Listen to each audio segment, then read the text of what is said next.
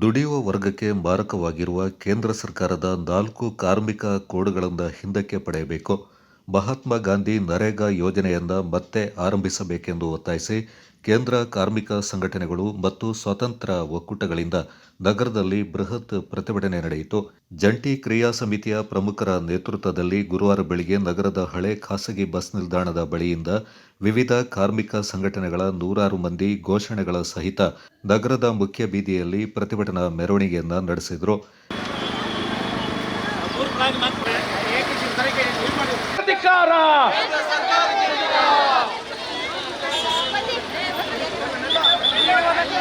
ಅಖಿಲ ಭಾರತ ಮಟ್ಟದಲ್ಲಿ ನಡೆಯುವ ಸಾರ್ವತ್ರಿಕ ಮುಷ್ಕರ ಜಯವಾಗಲಿ.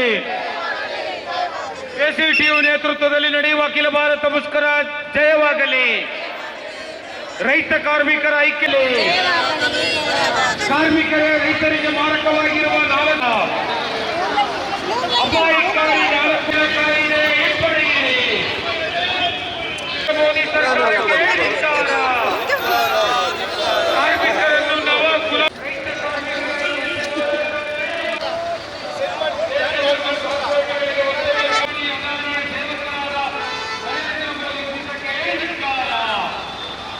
ಕಾಯ್ದೆ ರದ್ದಾಗಲಿ.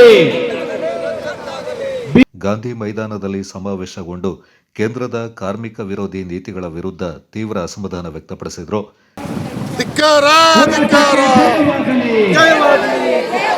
ಸರ್ಕಾರದ ಖಾಸಗೀಕರಣ ನೀತಿಗೆ ಧಿಕ್ಕಾರ. ಲೇಬರ್ ಸಂಸ್ಥೆಗಳು ಬೇಡವೇ ಬೇಡ. ವಿದ್ಯುತ್ ತಿದ್ದುಪಡಿ ಕಾಯ್ದೆ ವಾಪಸ್ಸಾಗಲಿ. ಸಿಐಟಿಯು ಜಿಲ್ಲಾ ಕಾರ್ಯದರ್ಶಿ ಪಿಆರ್ ಭರತ್ ಮಾತನಾಡಿ, ಹಲವು ದಶಕಗಳ ಹೋರಾಟಗಳಿಂದ ಕಾರ್ಮಿಕರಿಗೆ ನ್ಯಾಯ ಒದಗಿಸುವ 41 ಕಾನೂನುಗಳಿಂದ ದುಡಿಯುವ ವರ್ಗ ಪಡೆದುಕೊಂಡಿದೆ. ಇಂತಹ ಕಾನೂನುಗಳಲ್ಲಿ 21 ಕಾನೂನುಗಳಿಂದ ಇಂದಿನ ಕೇಂದ್ರ ಸರ್ಕಾರ 4 ಲೇಬರ್ ಕೋಡ್ಗಳನ್ನಾಗಿ ಬದಲಿಸುವ ಮೂಲಕ ಕಾರ್ಮಿಕ ಮೂಲಭೂತ ಹಕ್ಕುಗಳಿಂದ ಕಸಿದುಕೊಳ್ತಾ ಇದೆ. ಆ ಮೂಲಕ ಬಂಡವಾಳಶಾಹಿಗಳಿಗೆ ಅನುಕೂಲತೆಯಿಂದ ಕಲ್ಪಿಸಲು ಮುಂದಾಗಿದೆ ಎಂದು ಆರೋಪಿಸಿದರು. ಟ್ರೇಡ್ ಯೂನಿಯನ್ ಕಾರ್ಮಿಕ ಸಂಘಟನೆಗಳು, ರೈತ ಸಂಘಗಳು, ದಲಿತ ಸಂಘಟನೆಗಳು ಒಟ್ಟಾರೆ ದೇಶದಲ್ಲಿ ಒಂದು 12ನೇ ತಾರೀಕು ಸಾರ್ವತ್ರಿಕ ಮುಷ್ಕರ ನಡೀತಾ ಇದೆ. ದೇಶವ್ಯಾಪಿ ನಡೀತಾ ಇರತಕ್ಕಂದಾಗ ಈ ಒಂದು ಸಾರ್ವತ್ರಿಕ ಮುಷ್ಕರದ ಭಾಗವಾಗಿ ಕೊಡಗು ಜಿಲ್ಲೆಯಲ್ಲೂ ಕೂಡ ಈ ಮುಷ್ಕರಕ್ಕೆ ಬೆಂಬಲವಾಗಿ ಈ ಪ್ರದೇಶದಿಂದ ಮಾನ್ಯ ಜಿಲ್ಲಾಧಿಕಾರಿ ಕಚೇರಿಯವರೆಗೆ ಜಾಥಾ ಮಾಡುವುದರ ಮುಖಾಂತರ ಈ ಜಿಲ್ಲೆಯಲ್ಲಿರ್ತಕ್ಕಂಥ ಕಾರ್ಮಿಕ ವರ್ಗ ಇದನ್ನು ಈ ಸರ್ಕಾರ ತಂದಿರತಕ್ಕಂತಹ ಅನಿಷ್ಟ ಪದ್ಧತಿಯ ಭಾಗವಾಗಿರತಕ್ಕಂಥ ಕಾನೂನುಗಳೇನಿದೆ ಇದನ್ನು ವಾಪಸ್ ಮಾಡಬೇಕು ಅನ್ನತಕ್ಕಂಥ ಭಾಳ ಮುಖ್ಯವಾಗಿರತಕ್ಕಂತಹ 4 ಬೇಡಿಕೆಗಳನ್ನು ಇವತ್ತು ಈ ಅಖಿಲ ಭಾರತ ಮುಷ್ಕರದಲ್ಲಿ ಇಟ್ಟಿದ್ದೀವಿ. ಒಂದು, ಕಾರ್ಮಿಕರಿಗೆ ವಿರುದ್ಧವಾಗಿರತಕ್ಕಂತಹ ಏನು ಕಾನೂನುಗಳು ತಂದು ಏನು ಈ ದೇಶದ ಸ್ವಾತಂತ್ರ್ಯ ಸಂಗ್ರಾಮದ ಆ ಸಂದರ್ಭದ ಒಳಗಡೆ ಕಾರ್ಮಿಕರ ಹೋರಾಟಗಳಿಂದ ಪಡ್ಕೊಂಡಿರತಕ್ಕಂತಹ ಏನು 44 ಕಾನೂನುಗಳೇನಿದೆ ಆ ಕಾನೂನುಗಳನ್ನು ಇವತ್ತು 29 ಕಾನೂನುಗಳಾಗಿ 4 ವಿಭಾಗವಾಗಿ ವಿಭಜಿಸುವುದರ ಮುಖಾಂತರ ಈ ದೇಶದ ಕಾರ್ಪೊರೇಟರ್ಗಳನ್ನು, ಬಂಡವಾಳಶಾಹಿಗಳನ್ನು, ಶ್ರೀಮಂತರನ್ನು ಹೆಚ್ಚು ಅವರ ಲಾಭಕ್ಕಾಗಿ ಈ ದೇಶದ ದುಡಿಯುವ ವರ್ಗವನ್ನು ಇವತ್ತು ರಕ್ತ ಹೀರತಕ್ಕಂಥ ಕೆಲಸವನ್ನು ನರೇಂದ್ರ ಮೋದಿ ಸರ್ಕಾರ ಮಾಡಿದೆ. ಕಳೆದ ನವೆಂಬರ್ ತಿಂಗಳಿನಲ್ಲಿ ಈ ದೇಶದಲ್ಲಿರ್ತಕ್ಕಂಥ 25 ಕೋಟಿ ಜನ ಕಾರ್ಮಿಕರು ಬೀದಿಗಿಳಿದು ಈ ಹೊಸ ಕಾರ್ಮಿಕ ಕಾನೂನು ತರಬಾರದು ಅಂತೇಳಿ ಹೋರಾಟ ಮಾಡಿ ನಮ್ಮ ವ್ಯಸನಗಳನ್ನು ಸರ್ಕಾರಕ್ಕೆ ತಿಳಿಸಿದರೂ ಕೂಡ ಈ ಸರ್ವಾಧಿಕಾರ ನೀತಿಯನ್ನು ಅನುಸರಿಸ್ತಾ ಇರತಕ್ಕಂಥ ನರೇಂದ್ರ ಮೋದಿ ಸರ್ಕಾರ ಇವತ್ತು ಅದನ್ನು ಜಾರಿಗೆ ತಂದಿದೆ. ಈ ಸಂದರ್ಭದ ಒಳಗಡೆ ಕೇಂದ್ರ ಸರ್ಕಾರ ತಂದಿರತಕ್ಕಂತಹ ಈ ರೀತಿಯ ಕಾರ್ಮಿಕ ವಿರೋಧಿ ನೀತಿ ಏನಿದೆ, ಕರ್ನಾಟಕ ರಾಜ್ಯದ ಒಳಗಡೆ ಮಾನ್ಯ ಸಿದ್ದರಾಮಯ್ಯನವರು ಇವತ್ತು ಈ ರಾಜ್ಯದ ಒಳಗಡೆ ಅದನ್ನು ನಡೆಸಲಿಕ್ಕೆ ಅವಕಾಶ ಕೊಡಬಾರ್ದು ಅನ್ನತಕ್ಕಂಥ ಒಂದು ಕೋರಿಕೆಯನ್ನು ರಾಜ್ಯ ಸರ್ಕಾರಕ್ಕೂ ಕೂಡ ಕೇಳ್ತಾ ಇದ್ದೀವಿ. ಜೊತೆಯಲ್ಲಿ ಉದ್ಯೋಗ ಖಾತ್ರಿ ಬಗ್ಗೆ ಇರತಕ್ಕಂಥ ವಿಷಯ ಅದನ್ನು ವಿರೋಧಿಸಿಕೊಂಡು ಇವತ್ತು ಏನು ವಿದ್ಯುತ್ ಶಕ್ತಿ ಕಾಯ್ದೆ ಇರ್ಬೋದು ಅಥವಾ ಭೂಮಿಯನ್ನು ಇವತ್ತು ಬಲಾತ್ಕಾರವಾಗಿ ಬಲಪಡಿಸ್ಕೊಳ್ತಕ್ಕಂಥ ನೀತಿಗಳೇನು ಎಲ್ಲದರ ವಿರುದ್ಧವಾಗಿರ್ತಕ್ಕಂಥ ಹೋರಾಟಗಳು ನಡೀತಾ ಇದೆ. ಇದು ಪ್ರಾರಂಭ ಅಷ್ಟೇ. ಮುಂದಿನ ದಿನಗಳಲ್ಲಿ ಈ ಕಾರ್ಮಿಕರಿಗೆ, ರೈತರಿಗೆ ವಿರುದ್ಧವಾಗಿರ್ತಕ್ಕಂಥ ನೀತಿಯನ್ನು ವಾಪಸ್ ಮಾಡಲಿಲ್ಲ ಅಂತ ಹೇಳಿದ್ರೆ ದೊಡ್ಡ ರೀತಿಯ ಹೋರಾಟಕ್ಕೆ ಮುಂದುವರಿಯಲಿಕ್ಕಿರತಕ್ಕಂಥ ತೀರ್ಮಾನವನ್ನು ಕೊಡಗು ಜಿಲ್ಲೆಯ JCTU ಕಾರ್ಮಿಕ ಸಂಘಟನೆಗಳು, ರೈತ ಸಂಘಟನೆಗಳು, ವಿವಿಧ ಸಂಘಟನೆಗಳು ಒಟ್ಟುಗೂಡಿ ಮಾಡ್ತಾ ಇದ್ದು ಇದು ಮುಂದುವರಿಯುತ್ತದೆ ಅನ್ನತಕ್ಕಂಥದ್ದನ್ನು ಹೇಳಲಿಕ್ಕೆ ಬಯಸ್ತೀನಿ.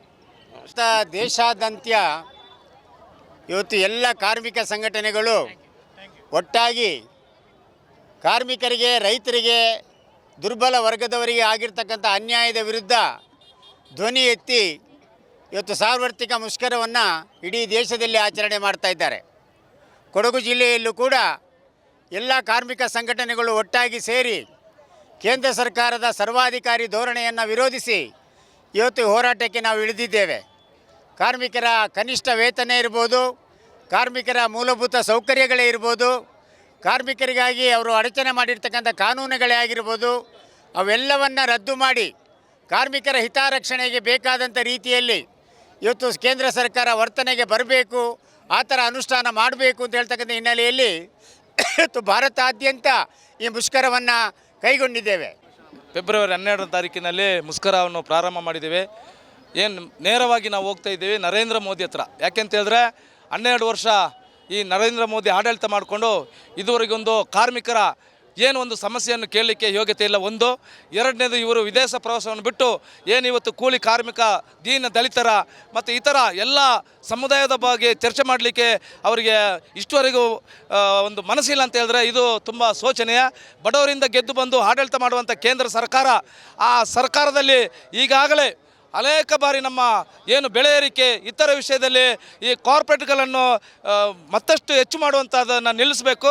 ಏನಿವತ್ತು 4 ಕೋಡ್ಗಳಾಗಿ ವಿಂಗಡಣೆ ಮಾಡಿದರೆ ತೀವ್ರವಾಗಿ ನಾವು ಇದನ್ನು ಖಂಡಿಸ್ತೇವೆ. ಜಿಲ್ಲಾ ಕಾಂಗ್ರೆಸ್ ಪಕ್ಷದ ಪ್ರಮುಖ ಹಾಗೂ ರೈತ ಸಂಘದ ಮುಖಂಡ ನೆರವಣ್ಣ ಉಮೇಶ್ ಅವರು ಮಾತನಾಡಿ 2005ರಲ್ಲಿ ಮಹಾತ್ಮ ಗಾಂಧೀಜಿಯವರ ಗ್ರಾಮ ಸ್ವರಾಜ್ಯದ ಆಶಯದಂತೆ ಜಾರಿಗೆ ತರಲಾದ ಮಹಾತ್ಮ ಗಾಂಧಿ ಉದ್ಯೋಗ ಖಾತ್ರಿ ಯೋಜನೆಯಿಂದ ಕೇಂದ್ರ ಸರ್ಕಾರ ಬಡವರ್ಗದ ಹಿತಕ್ಕೆ ಧಕ್ಕೆಯನ್ನುಂಟು ಮಾಡುವ ವಿಬಿ ರಾಮ್ಜಿ ಯೋಜನೆಯಿಂದ ಏಕಪಕ್ಷೀಯವಾಗಿ ಜಾರಿಗೆ ತಂದಿದೆ.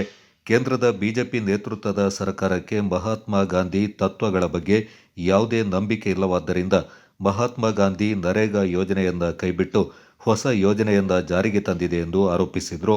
ಪ್ರತಿಭಟನೆಯಲ್ಲಿ ಐಟೆಕ್ ಜಿಲ್ಲಾಧ್ಯಕ್ಷ ಎಚ್ಎಂ ಸೋಮಪ್ಪ, ಸಿಐಟಿಯು ಜಿಲ್ಲಾಧ್ಯಕ್ಷ ಎಸಿ ಸಾಬು, ಜಂಟಿ ಕ್ರಿಯಾ ಸಮಿತಿಯ ಡಿಎಸ್ ನಿರ್ವಾಣಪ್ಪ, ಕಾಂಗ್ರೆಸ್ ಮುಖಂಡರಾದ ಟಿಪಿ ರಮೇಶ್, ಜಿಲ್ಲಾ ಕಾಂಗ್ರೆಸ್ನ ಕಾರ್ಮಿಕ ವಿಭಾಗದ ಅಧ್ಯಕ್ಷರಾದ ಕೆಆರ್ ದಿನೇಶ್, ಗೌರವ ಕಾರ್ಯದರ್ಶಿ ಮಿನಾಜ್ ಪ್ರವೀಣ್, ಐಟೆಕ್ ಜಿಲ್ಲಾ ಉಪಾಧ್ಯಕ್ಷ ಮಣಿ, ಇಂಟೆಕ್ ಜಿಲ್ಲಾಧ್ಯಕ್ಷ ಅಣ್ಣಯ್ಯ, ಕೊಡಗು ಜಿಲ್ಲಾ ಜನರಲ್ ವರ್ಕರ್ಸ್ ಯೂನಿಯನ್ ಕಾರ್ಯದರ್ಶಿ ಮಹದೇವ್, ಅಂಗನವಾಡಿ ಕಾರ್ಯಕರ್ತೆಯರ ಸಂಘದ ಜಿಲ್ಲಾಧ್ಯಕ್ಷೆ ಸುಮಿತ್ರಾ, ಪ್ರಧಾನ ಕಾರ್ಯದರ್ಶಿ ಜಮುನಾ, ಬಿಸಿಯೂಟ ಕಾರ್ಮಿಕರ ಸಂಘದ ಅಧ್ಯಕ್ಷೆ ಕುಸುಮ, ಕಾಫಿ ಕ್ಯೂರಿಂಗ್ ವರ್ಕರ್ಸ್ ಯೂನಿಯನ್ ಅಧ್ಯಕ್ಷರಾದ ಮಂಜುನಾಥ್, ಆಸ್ಪತ್ರೆ ನೌಕರರ ಸಂಘದ ಅಧ್ಯಕ್ಷೆ ಜಾನಕಿ, ತೋಟ ಕಾರ್ಮಿಕ ಸಂಘದ ಪುಷ್ಪ, ಕಟ್ಟಡ ಕಾರ್ಮಿಕ ಸಂಘದ ಪ್ರಧಾನ ಕಾರ್ಯದರ್ಶಿ ಶಾಜಿ ರಮೇಶ್, ರೈತ ಸಂಘದ ಮುಖಂಡ ಲಕ್ಷ್ಮಣ್, ಕರ್ನಾಟಕ ಪ್ರಾಂತ ರೈತ ಸಂಘದ ಪ್ರಮುಖ ಟಿಟಿ ಉದಯಕುಮಾರ್ ಸೇರಿದಂತೆ ಮತ್ತಿತರ ಪ್ರಮುಖರು ಪಾಲ್ಗೊಂಡಿದ್ದರು.